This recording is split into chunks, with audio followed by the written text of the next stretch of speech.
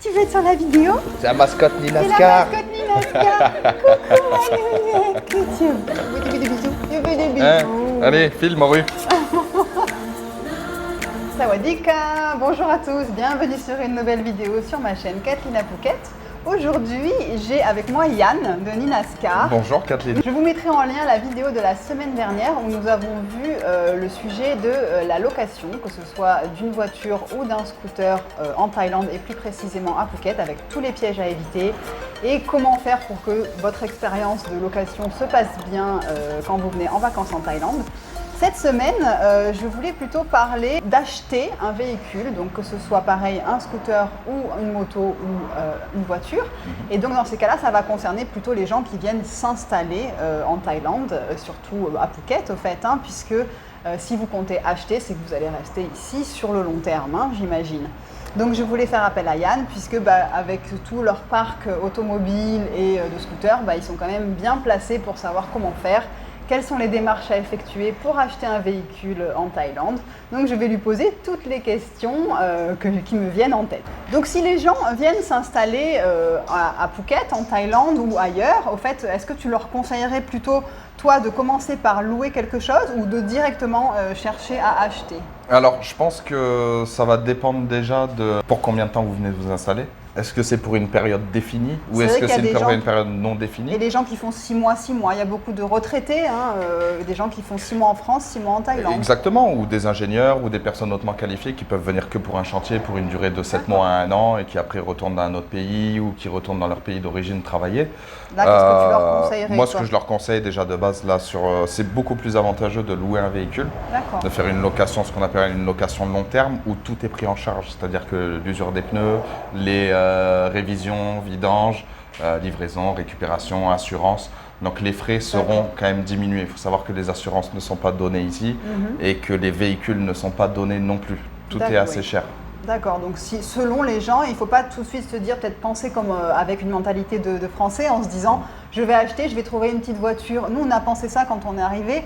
En France, on peut acheter des voitures à 1000, 1500 euros, hein, des petites voitures, on va appeler ça des épaves, mais c'est des vieilles voitures mais qui fonctionnent, qui vont vous emmener d'un point A à un point B. Ici, à 1000, 1500 euros, ce sera vraiment des épaves. C'est pas possible, je crois que oui, ou alors ça va exister, mais vous ne voulez même pas monter dedans en fait.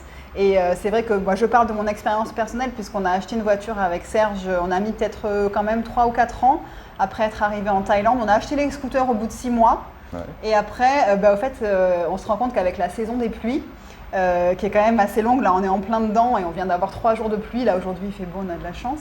Oui, mais ça fait du bien. Ouais, on se rend compte que la saison des pluies, où il peut pleuvoir des fois 3 jours d'affilée non-stop, vous devez vous équiper pour sortir et voilà, moi c'était la décision qu'on avait prise, c'était d'acheter une voiture parce que la saison des pluies et pour faire des courses parce que vous ne pouvez pas charger tant que ça en scooter en fait, hein. Si vous voulez faire des grosses courses, vous êtes obligé d'avoir la voiture et on s'était dit donc on va acheter une voiture pas très chère et au final on a regardé les occasions et on s'est dit mais c'est quoi cette blague? C'est super cher quand même. Le marché de l'occasion est très très cher à Phuket et en Thaïlande. Déjà en Thaïlande, il est très cher et de plus à Phuket, vu qu'on est une presqu'île, enfin on est une île qui est juste reliée par un pont, donc ce qui donne l'ouverture au continent, mais c'est quand même très cher. C'est dû à quoi ça? C'est dû déjà au haut prix des véhicules à l'achat et surtout au haut pourcentage de crédit. Ici, sur une voiture en crédit à l'achat, on est plus entre 12 et 14%. Ah oui, d'accord. Alors qu'en France, on est plutôt entre 4 et 6. Parce que c'est vrai qu'il y a on voit tellement de voitures ici neuves que des jeunes achètent et on se dit mais ils ont acheté un pick-up, un truc qui coûte, je sais pas, peut-être 20 000 euros, 25 000 euros et tu dis mais moi je peux pas m'acheter ça, donc comment ils ont fait? Et c'est vrai qu'on nous a expliqué qu'ils arrivent à avoir des crédits vraiment facilement, hein, les tailles. Des crédits facilement, mais des crédits très élevés, donc du coup en fait ils doivent répercuter parce qu'à la fin, parce qu'ils sont obligés de prendre des périodes qui sont longues. Ça, j'allais dire, et à la fin, au final, ils se sont retrouvés à payer 5, 6, 7 000 euros de crédit. Tout à fait. Ce qui est énorme. Même sur les scooters, ils prennent des crédits pour tous les tailles, hein. C'est vrai qu'ils se retrouvent à payer 3 fois le prix du scooter au final. Et alors qu'ils habitent dans des maisons qui valent même pas le prix de la voiture, c'est ça qui est toujours rigolo. Vous voyez le gros beau pick-up flambant neuf garé devant la petite maison en tôle et vous vous demandez tant qu'à faire, aller vivre dans votre pick-up, ce sera peut-être plus avantageux. L'image, ils veulent. Il y a une très grosse influence américaine et ils veulent faire comme eux. C'est vrai. Et nous, la voiture, pour dire notre expérience, on l'a achetée à un couple d'Américains. Alors, on a une petite Nissan March. La March, c'est la Micra en France, hein, c'est ça? C'est ça, c'est l'équivalent. C'est une petite compacte citadine. Voilà. Et on l'a acheté à un couple d'Américains qui l'avait acheté neuve et qui devait vite repartir aux États-Unis, des retraités, et qui voulait vite la vendre. Donc, on l'a acheté, je crois que c'était dans les 300 000 bahts. Donc, elle avait quand même peut-être 40 000 km. Voilà. Donc, c'était pas une super occasion, mais on avait tellement cherché, on avait tellement rien trouvé. C'était pas ce qu'on avait en tête. On voulait, nous, une petite voiture. Alors, on a pu la payer sans crédit parce que de toute façon, ici, les Farang ne peuvent pas faire de crédit. Hein. Il faut attendre d'avoir 5 ans de work permit. D'accord, parce que moi, on m'a toujours dit de toute façon, un Farang, peu importe, il n'a pas le droit de faire un crédit en son nom, sauf si un Thai se porte caution pour lui. Il faut quand même que tu aies un Thai garant. Ah, malgré tout. Thai, il faut qu'il montre un certain montant de revenus, quelque chose. Il faut quand même qu'il ait un salaire. D'accord. Qu'il touche un salaire. Voilà. Et après, ça va dépendre du modèle souhaité. C'est sûr que vous n'allez pas vous acheter une Porsche ou une Ferrari, mais une petite voiture ou une voiture d'occasion. C'est pour ça qu'on dit que souvent aussi, il y a des gens qui pensent qu'on ne peut pas acheter la voiture parce qu'il y en a qui disent « Oh, mais j'ai mis la voiture ou le scooter au nom de ma femme. C'est pour cette raison, c'est parce que le crédit est au nom de la femme, c'est ça?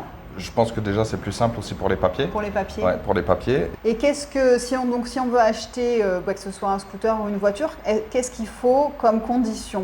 Un visa touriste, vous ne pouvez pas acheter. Visa touriste, on ne peut pas. Non, tu as un visa retraité étudiant, ça passe. Ça passe. Parce qu'étudiant, forcément, l'étudiant a besoin de se déplacer. Là, il vous demande de fournir votre passeport, plus une attestation de domicile.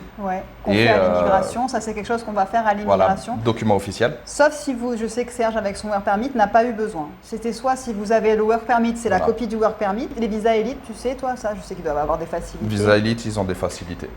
Ils peuvent acheter ils sont VIP. Oui, et puis déjà ils sont partis pour une durée de 5 ans. C'est 5 ans minimum, maintenant c'est quand même 10 ans. Hein, donc là-dessus, ils n'ont pas de problème, ils peuvent acheter avec les mêmes conditions. D'accord. Et donc, qu'est-ce que tu conseilles aux gens si jamais ils se disent, bon ben voilà, par exemple, ça y est, j'ai loué, je reste ici pour le long terme, maintenant je veux acheter un scooter ou je veux acheter une voiture. Qu'est-ce que c'est? Par quoi on commence? Où est-ce qu'on commence à regarder? Sur Internet? Est-ce qu'il y a des sites? Est-ce qu'on va chez des concessionnaires? Déjà, je vais vous donner un bon plan. Vous faites www.ninascar.com. Vous vendez vous aussi? Bien sûr. On ne garde pas de véhicules plus vieux que 5 ans pour la location. Donc, c'est-à-dire qu'on recycle nos véhicules qui ont plus de 5 ans, qu'on passe à la vente. Ils sont sur votre site? Ils vont être sur notre site très bientôt. Comment ça se passe pour être sûr que la personne à qui on achète, nous on a acheté à un particulier qui avait acheté la voiture neuve. En plus, c'était un couple de retraités, donc on n'a pas et des étrangers tous les deux, donc on n'a pas eu de doute.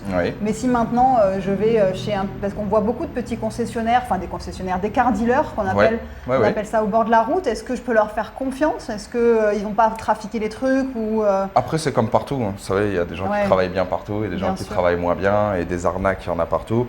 Moi, je conseille quand même, dans un premier temps, de vous rapprocher en fait des magasins de deuxième main des constructeurs. C'est-à-dire que Toyota, il a le Toyota, le concessionnaire qui vend des véhicules neufs, mais il a un magasin qui s'appelle Toyota Sure, S-U-R-E. Et ça, en fait, c'est que les deuxièmes mains qui viennent de clients Toyota, qui avaient des crédits chez eux, qui se sont fait reprendre le véhicule pour en acheter un autre. Donc déjà, cela, ça va être un peu plus cher que le marché Facebook ou toutes ces choses-là, mais par contre, vous savez que la voiture a été révisée entièrement et qu'elle n'est pas de vis caché. Il faut savoir que quand vous achetez une voiture ou un scooter, il y a un livret qui s'appelle, donc il est bleu pour la scooter. Un Blue Book, pour la voiture et un Green Book pour le scooter. Et vert pour le scooter.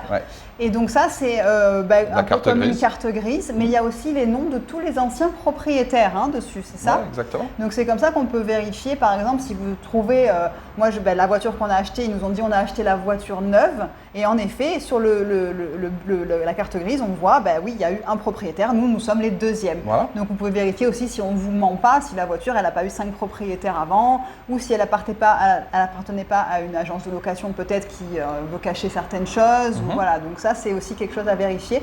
Demandez le Blue Book ou le Green Book selon ce que vous achetez, et s'ils ne l'ont pas, n'achetez pas. Non, n'achetez pas, c'est des gros problèmes. Autre chose aussi? Le carnet d'entretien, c'est bien d'avoir le carnet d'entretien aussi, comme ça vous pouvez voir si la voiture a été entretenue souvent et bien. Par qui aussi? Et par les constructeurs ou par une tierce, etc. D'accord, donc ça c'est quelque chose à demander pour être sûr. Ensuite, une fois qu'on a pris la décision d'acheter donc neuve ou d'occasion, on va avoir des papiers à faire. Est-ce qu'on peut les faire par quelqu'un ou est-ce que c'est à nous d'aller le faire Il y a plusieurs sociétés qui peuvent s'occuper de faire ça pour vous. Ouais. Mais sinon, il n'y a rien de très très compliqué, quoi. Et c'est vrai que quand moi j'ai acheté les scooters neufs, par exemple, pour vous donner une idée, on est parti pour acheter un scooter neuf, on a été chez Toyota et je ne pensais pas, dans ma tête, j'allais voir un scooter pour voir lequel j'allais acheter et revenir plus tard. Non, je suis repartie le jour même avec le scooter. Donc c'est vrai que si c'est quelque chose qu'on n'a pas en tête, la fille est carrément partie. Moi j'attendais avec mon petit café, elle est partie me faire les papiers à la préfecture, ce qu'on appelle ici le Transportation Office, et elle est revenue, elle m'a mis la plaque, truc, et je suis partie quoi au fait, avec mon scooter. Et d'ailleurs en cadeau j'ai même eu une télévision. Souvent, les concessionnaires vous offrent des choses quand vous achetez. Il va falloir nous donner le plan. Hein. Je sais pas. Parce que nous, on ne nous offre pas grand-chose. Quand j'allais acheter, je suis allée acheter le scooter et quand je vais pour partir, elle me dit « Vous voulez le frigo ou la télé ?» J'ai dit pourquoi? Elle me dit aujourd'hui, promotion, madame, promotion. J'ai dit je suis en scooter donc on va prendre la télé. Ouais. Et on est reparti avec la télé que j'ai revendue après, puisqu'on en avait déjà une. Donc en plus, ça m'avait déduit ça. Voilà, ça a payé les premières révisions et le casque tout neuf. Mais c'était vraiment rigolo, je m'attendais tellement pas à ça. Déjà, je suis partie avec le scooter le jour même et tout ça. Un scooter neuf, un petit scooter, c'est vrai que ça coûte pas très cher ici. C'est pas la peine d'acheter des scooters d'occasion. Je trouve que des scooters… Ça va dépendre du budget de chacun. Pour un petit, à 1000 €, vous commencez à 1000 € à avoir des scooters. Moi, je crois que j'ai payé 50 000 bahts, mon scooter neuf. Ouais, donc ça fait déjà plus 1400 €. Oui, à l'époque. Ouais. À l'époque, avec la conversion de l'époque. Ouais. Mais oui, voilà, c'est pas un très très gros budget par rapport à une voiture où là, vous allez devoir prévoir un peu plus. Par contre, Serge, son PCX, lui, il l'a acheté d'occasion. Tu vois, on l'a pas acheté neuf. Encore une fois… Non, mais il y a quand même des gens honnêtes, il y a quand même des bonnes occasions. Attention, tout le monde n'est pas derrière son store à essayer de vous arnaquer. Non. Mais il faut quand même se diriger vers les bonnes places. Et puis, parlez-en autour de vous parce que vous allez avoir des expériences de gens qui ont fait ci ou ça et qui vont pouvoir vous dire ou vous recommander à quelqu'un. Voilà, et ensuite, donc, quand on prend une voiture, il va falloir l'assurer. Donc, je sais qu'en Thaïlande, il y a l'assurance obligatoire, quoi qu'il arrive, qui est une vignette, comme ce qu'on avait… Ça existe encore en France, les vignettes? Ça n'existe plus? Non, ça n'existe plus, les vignettes. Comme les vignettes qu'on mettait sur le pare-brise, où il y avait des gens qui avaient toutes les années les unes après les autres. Non, ça, ils ont arrêté depuis un moment. Ouais, et bien ici, il y a encore. Ouais. Donc, on a la vignette. Donc, ça, c'est le… Mais ça, c'est la vignette, en fait. C'est ce qu'on appelle les taxes ou porobo. Ouais. En fait, c'est la vignette qui est passée chaque année pour être sûr que votre véhicule est toujours en bonne condition pour pouvoir rouler sur la route. Et ça vous apporte en fait une petite assurance pour les premiers soins. Voilà, c'est-à-dire qu'en cas de problème, si vous avez un accident, si vous chutez avec votre scooter tout seul ou etc., vous prenez en photo votre plaque de scooter, vous la donnez à l'hôpital et vous avez 50 000 bahts de premiers soins qui est pris en charge. Ah, mais je ne savais pas tout ça. Bah, tu vois, ça, on ne nous le dit pas parce que c'est vrai que les Thaïs ne savent pas forcément l'expliquer quand vous allez acheter quelque chose, donc ils ne vont pas pouvoir vous l'expliquer. 50 000 bahts si vous n'êtes pas en tort, 35 000 bahts si vous êtes en tort dans l'accident. D'accord, voilà. Bah, c'est très donc bon pour les savoir. premiers points de suture, nettoyer un peu les plaies, etc.